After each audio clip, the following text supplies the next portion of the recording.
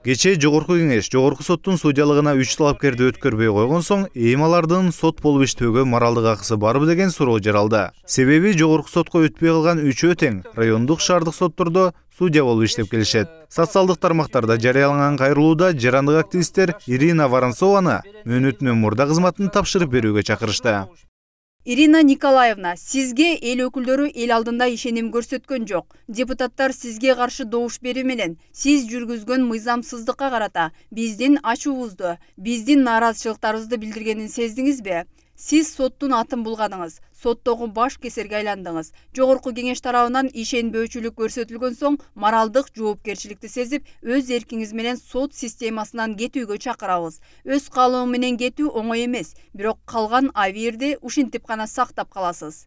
Ирина Воронцованын аты коомчулукка акыркы жылдары Атамбаев жүргүзгөн саясий репрессияда белгилүү болду. Акыйкаттын кароолуна эмес, Атамбаевдин жасоолуна айланып алган Воронцова депутаттар эң көп сөз кылып, эң көп сын айтылган талапкер болгон. Келгиле нөлдөн мына жаңыдан таза адамдарды, жаш кадрлар алып келип сотторго коюш керек. Ошондо эл бизге ыраазы болуп ишенет.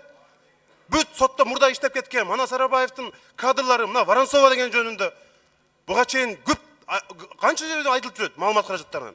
Эми биз ушулардын бардыгын кайсы бетибиз менен жогорку сотко судья кылып шайлайбыз? Ушул отурган соттун аразында отурган мынакей дагы жогорку сот болуп келемде отурган Ирина Воронцова, ал киши ушул жерде болуп Модин менен сүйлөшүп, Супарага барып чай ичкен деген жыйынтыкка келип, ошонун негизинде түрмөдө отурат ал киши. Чындыгында Бишкек шаардык сотунун төрайымы болуп иштеп жаткан Ирина Воронцова баштаган. Депутаттар ишеним көрсөтпөгөн 3 сот боюнча кызык жагдай жаралды. Депутаттар аларды адилет эмес, бийлик менен акчанын кулу деп таап, жогорку сотко өткөрбөй койгон менен алар мурдагы ордунда эч нерсе болбогондой эле сот болуп иштей беришет.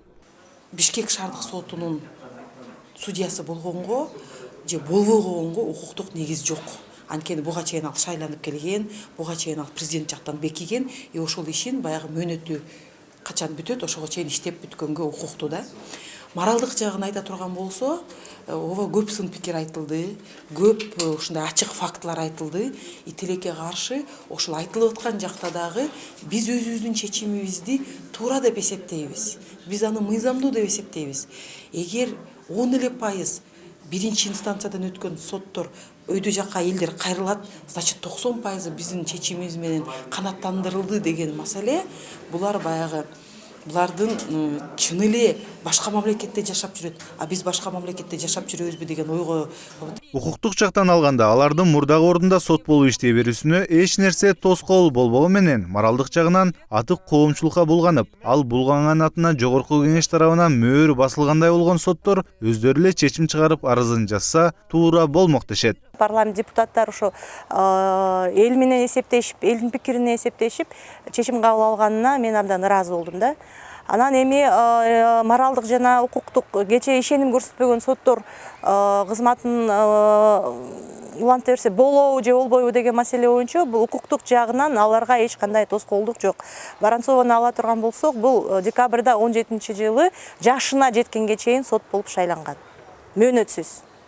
Моралдык жагын ала турган болсок, мына бүгүн көрдүңөр, жарандык коомдун активисттери Воронцовага кайрылуу жиберишти.